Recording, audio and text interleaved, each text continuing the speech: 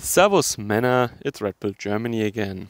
I think I should make a little comment on what is going on in the United States at the moment. Nothing really in particular, but several things that were happening in the last month. And I think the situation is fairly similar on an maybe more abstract level, fairly similar in many other Western countries. Of course, there are some special circumstances in the United States that we here in Europe, for example, don't have in this way. But the general problems for European people that we see are more or less the same, I would say. So, what have we seen? We have seen for a longer time already that certain groups that cause a lot of trouble and that are sometimes also very violent, they are not really persecuted, or they are not really tackled by law enforcement. The state, the authorities, they don't go after them. They can act with impunity and they can more or less do whatever they like. And when you look at the times at which they become very active, namely before important elections, you see that not only are they shielded by the authorities, apparently, it almost looks like they're acting at the behest of them, of very powerful groups that are also, well, maybe at this point indistinguishable with our state. Maybe they have infiltrated the state in such a high degree already for such a long time that they become virtually indistinguishable from the state. All right, so what can you do? We have seen that you will not even get help if you call the authorities, and if you help yourself, which I was always under the impression that you're allowed to do in the States. That's what their constitution, or one of the amendments there, guarantees you, that you can protect yourself or others using force. But apparently that's no longer the case. Well, it depends on who you defend yourself against. Then you see yourself in trouble. And even officers, we have seen, get in trouble when they just do their job. So what is the climate that that creates? Of course, a climate of fear. People do not, they do not dare to speak up or defend themselves. And white flight is a phenomenon that we see for a long time already, but I wouldn't be surprised if we saw that especially right now. And that is actually, in some cases, what I would definitely do. You know, go to a smaller town, move to the countryside, maybe even change your career, change jobs, and if at all possible, move your family away from big cities. Maybe it depends on the state a little bit, but especially in very diverse blue states, in the United States, for example, I would move away from these cities. And people were saying this, of course, for a very long time already. And I'm also surprised a lot of people were saying in the 80s and 90s already that you cannot count on the state to protect you or guarantee your rights. You must take it into your own hands, more or less, or take precautions yourself. Yeah, and I think the best precaution is to not live in a big city, because I think they will become death traps in a when things become even more destabilized. But that is the weird situation that we are in at the moment. It's not Mad Max out there, right? Like in the first Mad Max movie, when order broke down. That's not really where we are. I mean, people make good money, they have good jobs, they live in comfortable homes. I mean, many of them at least.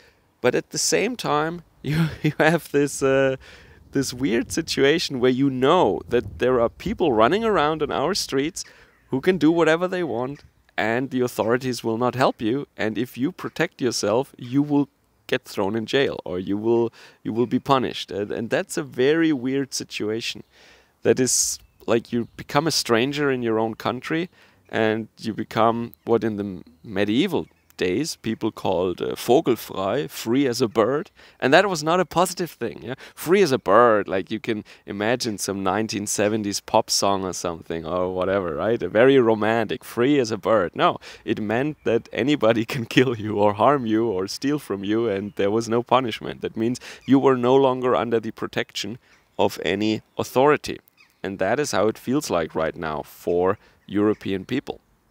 Yeah. That is a very weird situation, because you think, or well, or objectively, many Europeans still have a lot to lose.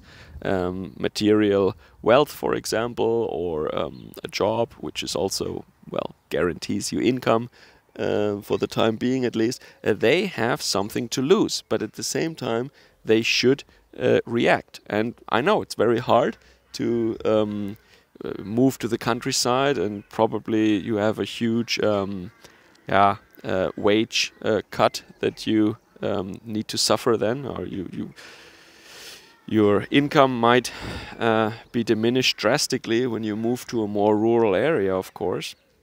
Of course, do the math. Living expenses are also lower. Of course, you will spend a lot less money on housing or on even necessities. So do the math, think about it, because once it starts, it might be too late. And as always, of course, know your neighbors, and you should have some good relationships with the people who live around you, and maintain these relationships. Also, family is best, of course, but well, you have to figure that out for yourself. Anyway, that was just what I was thinking here. And in Europe, we have that kind of also. I mean, in Europe, it's technically, according to our law, we're also able to defend ourselves. Well, not with the appropriate instruments like people in America, but we would be technically allowed to use force according to the law. But as you know, in practice, it looks a lot different, because the DAs, the prosecutors, and the courts, the judges, apparently they interpret the law very differently than it was still interpreted 10 years ago. There seems, I mean, I'm a lay person, not a legal expert, of course, but it seems to me that this is not what these laws intended. This is not the spirit of the law. When the law says you are allowed to defend yourself, or in German, as we say, Recht muss Unrecht nicht weichen, or something, or muss vor Unrecht nicht weichen, something like that. It means that right or a just cause doesn't have to run away or to defer to injustice. So when you're in the right, when you have the law on your side, then you do not have to suffer any criminal or any unjust person to infringe on your rights, or to bully you, or to harass you, or you are allowed to use force. That's what our law says. That's the absolutely. But in practice, it looks a whole lot different. They always find some little detail, or they do some sophistry, like an excess of force or whatever, right? That it wasn't appropriate, and you were never in real danger, and he just wanted to play, and all that stuff, right? So in practice, it always looks like, well, they look at who you are, where you come from, and all these qualifiers that they use these days to establish a victim hierarchy of people or something like that. And according to that, they will judge. They will rule according to that. And if the person who attacked you is, let's say, an irregular traveler, there is no way that any court will let you go unharmed, like our law actually says. No, they will find something. They will say that you did something wrong. And even though you clearly, even if you have witnesses, if it's a clear case and you defend yourself, you will pay a fine, you will even go to jail maybe, or you will have to suffer some form of consequences. Maybe you get a record or something like that. That is also pretty bad already in our polite society that we have here in Europe. Yeah, so and people know about that. People, well, they always say it isn't so in public, yeah, but they all know it. Of course, they all know it. Yeah? And that's this chilling effect that this anarcho-tyranny under which we live has. You have something to lose. On the surface level, life is still going on normally, and everything is great. Yeah? But everybody knows there are these people on the street, and they're roaming around, and they can do whatever they like, and you can't do anything to defend yourself, and that's just very strange. Well, of course, we all know why they do it. Yeah, they want to break our people, reduce us in numbers, and yeah, that's their goal. But so that's just my 2 cents. I hope you will be careful, or you might end up in a place like this at some point, or maybe sooner than you expect. Maybe not a place as pretty as that, but you get the idea. Alright, take care. Servus, Kameraden.